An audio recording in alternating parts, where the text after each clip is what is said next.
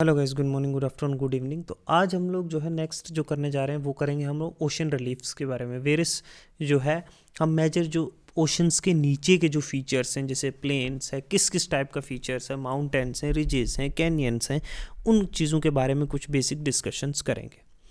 तो ocean relief क्या है, क्या किस तरह की टोपोग्राफिकल फीचर है, कैसी टोपोग्राफी है वहाँ की। मैंने आपको बताया ना कि ओशन के फ्लोर पे ओशन ये नहीं है कि प्लेन है, वो वहाँ पे भी टेक्टोनिक एक्टिविटी हुई है, वहाँ पे भी इरोजन डिपोजिशन होता है, वल्कोनिक प्रोसेसेस होते हैं। तो डिफरेंट फॉर्म्स ऑफ जो है रिलीफ्स आए। हम कुछ चार मेजर जो है पढ़ेंगे। जैसे कॉन्टिनेंटल शेल्फ है सबसे पहले। देखो, शेलो और सबमर्ज पार्ट जो है कॉन्टिनेंट का, जैसे कॉन्टिनेंट का हिस्सा थोड़ा सा जो है ना, जहाँ से समुद्र शुरू होता है वहाँ पे सबमर्ज्ड होता है, मतलब पानी के अंदर। तो वो है जो एक्सटेंड हुआ है ओशन के बीच में, मतलब कॉन्टिनेंट का पार्ट ही जो ओशन के बीच में, तो उसको कहते हैं। इसकी डेप्थ कितनी है? 0 से 200 मीटर के बीच में, मतलब इसकी डेप्थ होती है, मतलब 660 650 फीट। अब जेंटल स्लोपिंग है, एवरेज ग्रेडियंट ऑफ 1 डिग्री, मतलब एवरेज ग्रेडियंट ऑफ 1 डिग्री ऐसे स्लोप है। मतलब ये लैंड है, ठीक है। यहाँ पे देखो, ये जो है ओशन है, ये ओशन है, ये लैंड है।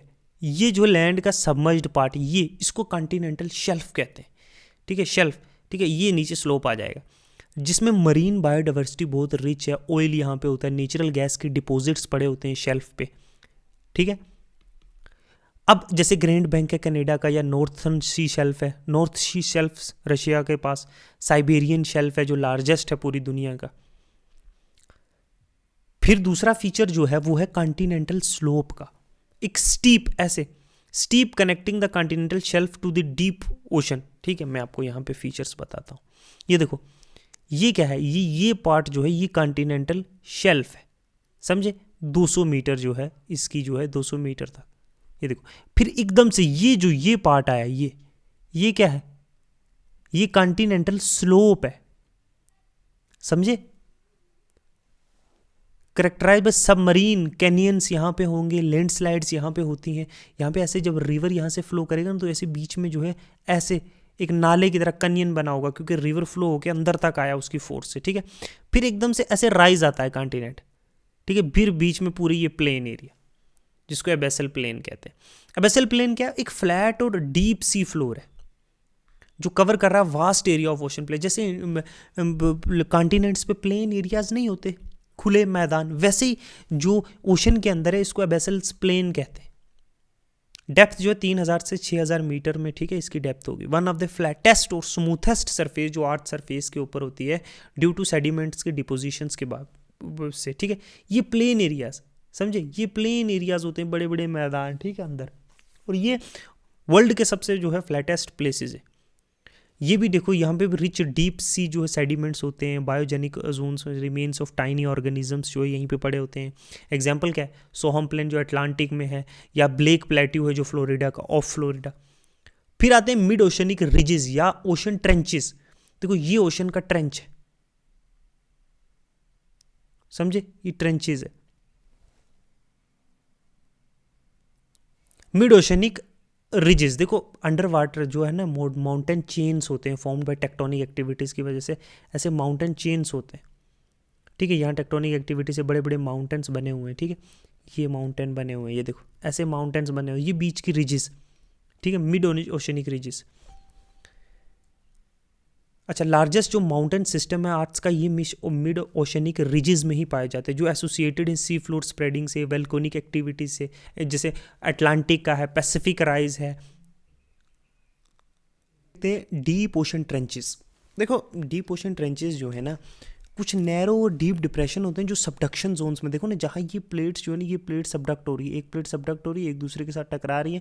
यहाँ पे इस एरिया में जो है ये सबडक्शन जोन बनता है। कन्वर्जेंट बाउंड्रीज में जब दो प्लेट्स आपस में कन्वर्ज हो रही हैं, तो एक प्लेट नीचे डिसेंड करेगी ना, एक ऊपर जाएगी, तो यहाँ पे जो एक गड्ढा सा बनता है, इसको डीप ओशन, ये डीपेस्ट पार्ट्स होते हैं कुछ ओशंस के, ठीक है। यहाँ पे ओफन एसोसिएटेड किससे होते हैं? अर्थक्वेक्स यहाँ पे हो सकते हैं, वोल्केनिक आर्क, सुनामीज यहाँ पे हो सकते हैं, जैसे मारियाना ट्रेंच है, ठीक है, पोर्टो रिको ट्रेंच है, टोंगो ट्रेंच है। देखो मैं ट्रेंचेस की, ये देखो, ये है डीप ओशन ट्रेंच, समझे। तो कहीं ना कहीं ये ज़्यादातर जो है सबडक्शन जोन्स में भी होते हैं, कन्वर्जेंस बाउंड्रीज पे होते हैं, ठीक है। फिर मरीन रिजेस या ओशन ट्रेंचेस, ये तो हमने देख लिया। बाकी कुछ जो है जैसे सी माउंट हो गया, एक isolated under water volcanoes, emperor जैसे सी माउंट है, या ग्योट्स जो हो गए एक flat topped submerge volcano, atolls हो गए ये कोरल रीफ आइलैंड्स फॉर्म होते हैं अराउंड जो है सबमर्ज्ड वोल्केनिक पीक्स के अराउंड। मैं दिखाता हूँ आपको, ये देखो ये सी माउंट, देखो ये वोल्केनो निकल निकल के ना, तो ये एरिया जो है ये एरिया जो है ये इतना ऊंचा हो गया, ठीक है। ये सी माउंट ये फीचर है एक किस्म का जो है ओशन के अंदर ही, ठीक है। ये देखो ग्योट, ऊपर से इसका फ्लैट सरफेस इस तरीके से होता है, ये फ्लैट सरफेस वाला, ठीक है। ये oceanic ridges with rift valley, ये देखो ना ये रिजेस है, रिफ्ट वैली है ना बीच में, ठीक है। अच्छा ये ट्रेंच होगी नीचे से, ओके, ये ओशन के ऊपर सरफेस है, ये बेसल प्लेन्स है, ठीक है। तो ये वेरियस जो है लैंड फॉर्म्स और वेरियस फीचर्स है जो अंडर वाटर जो ओशन के जो फ्लोर पे पाए जाते हैं, ठीक है। हमने कुछ मेजर देखे। अब देखते हैं बे। देखो बे क्या है, एक कोस्टल वाटर बॉडी है। A bay is a broad curved inlet of sea where the land partially encloses the water. Bay is often connected to large body of water with such as ocean, sea, lake and typically calm and sheltered, making them important for ports and settlements. बे जो है ना partially enclosed होता है, ठीक है। देखो ये बे है, ये मेजेन बे है, ठीक है। ये पार्शली क्या है, पार्शली क्या है, इनक्लोज्ड है कि नहीं, एक तरफ से बाहर है, बाकी पार्शली तो पूरा इनक्लोज्ड है ना। किससे बना है, टेक्टोनिक एक्टिविटी से, इरोजन से या ग्लेशियर मूवमेंट से, कैसे भी बन सकता है। ये देखो ये बे है, पर्शियन गल्फ, ये गल्फ है, सॉरी बे देखो ये है, ये देखो ये बे है, पार्शली इनक्लोज है ना। ये देखो ये बे है, पार्शली इनक्लोज्ड है ना, ठीक है। यूजुअली काम वाटर्स में होता है, प्रोटेक्टेड होते हैं, स्ट्रॉन्ग जो ओशन की वेव्स है उससे प्रोटेक्टेड होता है। इंपॉर्टेंट पोर्ट्स और फिशिंग और टूरिज्म के जो है ये प्लेसेस यहाँ पे पाई जाती है बेस पे, ठीक है। बेस के देखो कोस्टल बेस भी होते हैं जो कोस्ट लाइन के नज़दीक जो किनारों पे पाई जाती है, ठीक है। आप देखो ना बे ऑफ बंगाल हमारा एक कोस्टल बे है, ठीक है। अच्छा ग्लेशियर बेस भी होती है जो नैरो डीप बेस होती है विद स्टीप क्लिफ्स। देखो माउंटेन रीजन है, उसके नज़दीक जो है कोस्टल एरियाज़ में जो है ग्लेशियर पिघलने के बाद जो है वहाँ वाटर का भर जाता है समुद्र के नज़दीक, ठीक है। तो उसको फिजोर्ड इस टाइप की ग्लेशियर बेस कहते हैं, ठीक है। ये नॉर्वेज में, ऊपर स्कैंडिनेवियन कंट्रीज़ में, न्यूजीलैंड में, इन एरियाज़ में जो है पाई जाते हैं। टेक्टोनिक बे जो है वो जो अर्थक्वेक्स, रिफ्ट वैली या लैंड सब्सिडेंस की वजह से, जैसे सैन फ्रांसिस्को की बे, आप जनरली जो है नाम याद रखना कि कौन कौन सी टाइप की बेस होती है। और बे का एक्चुअली फ्यूचर क्या है, एक इनक्लोज्ड वाटर बॉडी जो एक तरफ से खुली है, ठीक है। अटोल वे तो कोरल रीफ से बनी हुई होती है, जो हम कोरल रीफ वाले चैप्टर में पढ़ेंगे। फिर गल्फ, देखो गल्फ ना एक बड़ी सी, देखो ये देखो एक बड़ी सी वाटर, ठीक है, वाटर बॉडी है जहाँ से एक सिंगल आउटलेट है समुद्र में। देखो यहाँ से सिंगल आउटलेट है समुद्र में, तो ये क्या है, गल्फ है। तीन साइड से क्या है, तीन साइड से क्या है, लैंड से जो है भरी हुई है, ठीक है। और एक जगह से जो है क्या है, वाटर से कनेक्टेड है। गल्फ बड़े और डीपर होते हैं बेस से, ये बात याद रखना। और ये ज़्यादातर जो है टेक्टोनिक एक्टिविटी से, इरोजन से, या जब सी वाटर राइज होता तब बनती है। तीन साइड से सराउंडेड लैंड से होती है और एक साइड से ओपन होती है ऑन वन साइड ओशन में। लार्ज जो डीपर होती है बेस से, ओपन नैरो एंट्रेंस, स्ट्रेट जो ये एंट्रेंस है ना, स्ट्रेट, इसको स्ट्रेट कहते हैं, ठीक है। टेक्टोनिक एक्टिविटीज़ जैसे लैंड सिंकिंग की वजह से, इरोजन से, वेव से, रिवर से, ग्लेशियर एक्टिविटी, ये बहुत सारी तरीक़ों से जो है बनी जा सकती है। अब स्ट्रेट क्या है, तीसरी चीज़ है स्ट्रेट क्या है। देखो narrow water body connecting to large body of water, समझो मेरी बात। स्ट्रेट जो है ना एक नैरो पैसेज है वाटर का जो कनेक्ट कर रहा है दो लार्ज बॉडीज को।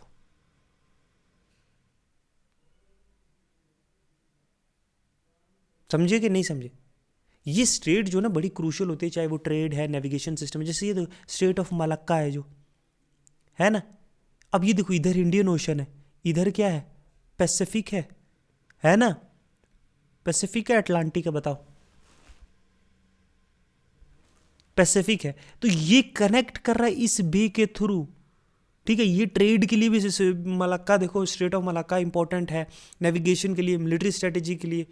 तो ये नेचुरली फॉर्म्ड होती हैं, समझे। कैनाल्स जो हैं, जो कैनाल्स होती हैं जैसे स्विस कैनाल है, वो मॉडिफाइड, वो मैन मेड होती हैं नेविगेशन के लिए। ये स्ट्रेट्स जो हैं ये नेचुरल होती है, दो बड़ी वाटर बॉडीज को मिलाते हैं, जैसे इंडियन ओशन और पैसिफिक यहाँ मिल रहे हैं, ठीक है, समझे।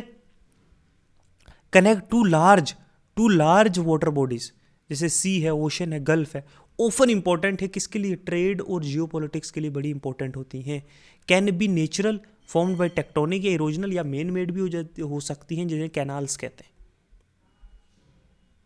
ओके, चोक पॉइंट, देखो स्ट्रेटेजिक जो चोक पॉइंट्स क्या होते हैं, कुछ एरिया जिन्हें हम बंद कर सकते हैं, जैसे स्विस कैनाल को बंद कर सकते हैं, वो एक चोक पॉइंट है, ठीक है। एक स्ट्रेटेजिक नैरो पैसेज जो है, जो ग्लोबल ट्रेड और सिक्योरिटी का, जहाँ से बहुत सारा ट्रेड होता है, ग्लोबल सिक्योरिटी होती है, ठीक है। जैसे मैंने आपको स्विस कैनाल बनाया, रेड सी है, तो ये चोक पॉइंट जो है ना, नैरो छोटे छोटे जो है ना, आइदर ये लैंड या पानी के होते हैं, जो क्रूशल होते हैं। जैसे नॉर्थ अमेरिका और साउथ अमेरिका में जो है पनामा कैनाल है, ये एक चोक पॉइंट है, उसको बंद कर दो तो पूरा ट्रेड बंद हो जाएगा, ठीक है।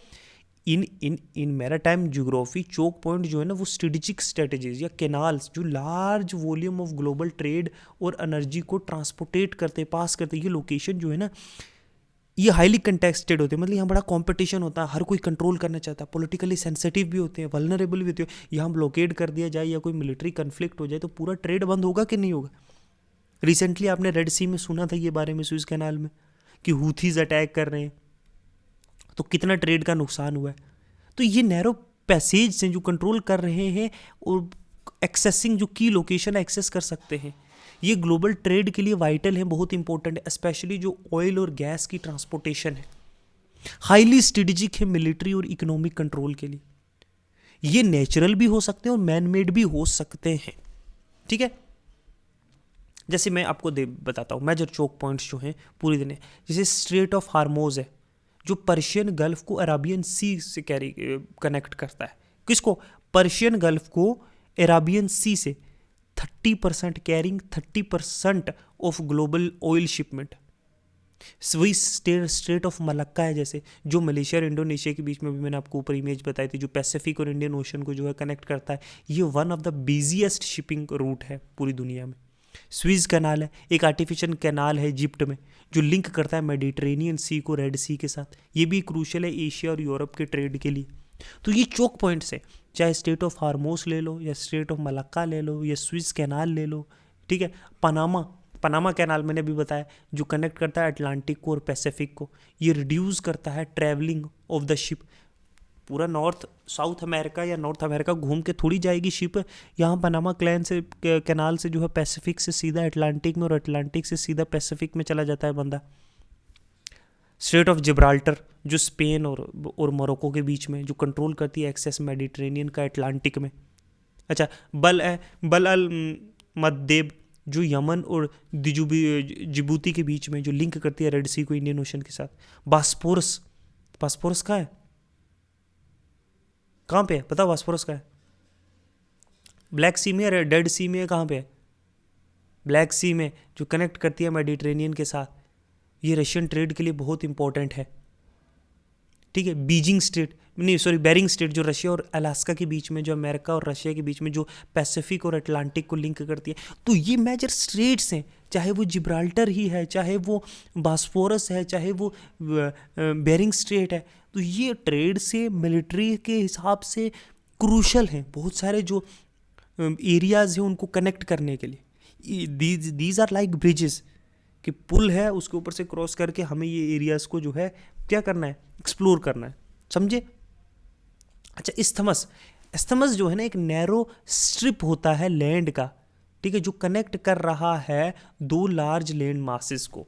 देखो समझो कैसे, अस्थमस जो है एक नैरो स्ट्रिप है लैंड का, जो कनेक्ट कर रहा है दो लैंड मासेस को, और सराउंडेड है पानी से दोनों साइड से। अब समझो, जैसे इस्थमस ऑफ पनामा जो नॉर्थ अमेरिका और साउथ अमेरिका को कनेक्ट कर रहा है। फॉर एग्जांपल ये जो है, मैं आपको दिखाता हूँ, ये जो है, ये क्या है, नॉर्थ अमेरिका, ठीक है, और ये है साउथ अमेरिका, ठीक है। इसके बीच में जो है, ये जो है, ये लैंड मास, ठीक है। ये एग्जांपल दे रहा हूँ मैं आपको, ठीक है। ये लैंड मास, ये क्या है, पैसिफिक है, समझ लो। ये क्या है, अटलांटिक है, नहीं सॉरी ये इधर है ना, अटलांटिक, अटलांटिक इधर है और पैसिफिक इधर है, तो ये पूरा वाटर है, ये पूरा वाटर है। सिर्फ ये लैंड मास जो कनेक्ट कर रहा है दो लैंड मासेस को, इसको कहते हैं इस्थमस। ओके, इसको कहते हैं इस्थमस। जैसे isthmus of Swiss connecting Africa और एशिया को, locating at the Swiss canal linking Mediterranean और रेड सी, तो ये है। तो आज हमने पढ़ा ये कुछ वेरियस फीचर्स जो हैं, जो वेरियस फीचर्स पाए जाते हैं या वेरियस लैंडफॉर्म्स जो पाए जाती हैं ओशन में। एक हमने जो है टोपोग्राफी पढ़ी, ठीक है, टोपोग्राफी कैसी है ओशन सरफेस की। ओके, इसमें हमने ये भी देखा कि स्लोप क्या होता है, कॉन्टिनेंटल स्लोप, ठीक है, कॉन्टिनेंटल राइज क्या होता है। हमने देखा कि सी माउंट क्या होता है, ठीक है। हमने देखा कि इस्थमस क्या होता है, हमने देखा कि बे क्या होती है, हमने इसमें देखा कि और क्या देखा, एक मिनट, हमने देखा एबेसल प्लेन्स क्या होते हैं, ठीक है। तो वेरियस चीज़ें हमने जो है इसमें देखी, हमने शॉर्ट चैप्टर रखे, ठीक है। तो आगे हम लोग करेंगे 1 से 2 लेक्चर्स और बचे हैं बस ज्योग्राफी के, जो मुझे आपको पढ़ाना था, ठीक है। जो बचा हुआ है, याद रखो, जो बचा हुआ है वो हम लोग करेंगे इंडियन ज्योग्राफी में। फिजिकल ज्योग्राफी के ओनली 1 to 2 चैप्टर लेफ्ट है, जो इसमें से भी बचा है वो हम लोग करेंगे इंडियन ज्योग्राफी में, ठीक है, इंडियन ज्योग्राफी में, ठीक है, रेस्ट। और वो हम लोग स्टार्ट करेंगे मार्च में, 15 मार्च के बाद, 15 मार्च से स्टार्ट करेंगे इंडियन ज्योग्राफी। ओके, तो आज के लिए इतने ही रखते हैं। Thank you, good bye.